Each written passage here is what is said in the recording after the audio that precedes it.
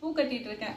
நாளைக்கு வெள்ளிக்கிழமை தானே, அதனால சாமி ஃபோட்டோஸ்க்கெல்லாம் பூ போடணும்னு சொல்லிட்டு பூ கட்டிட்டு இருக்கேன். இது வந்து பூ நம்ம ஏலத்தில் எடுத்துகிட்டு வந்திருக்கோம்.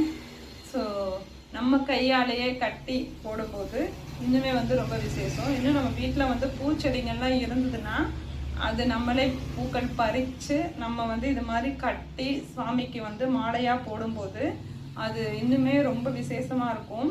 ஏன்னா மெனக்கெடுதல் அப்படிங்கிற ஒரு விஷயம் வந்து கடவுளுக்கு ரொம்ப பிடிச்ச விஷயம் அப்படின்னு சொல்லுவாங்க.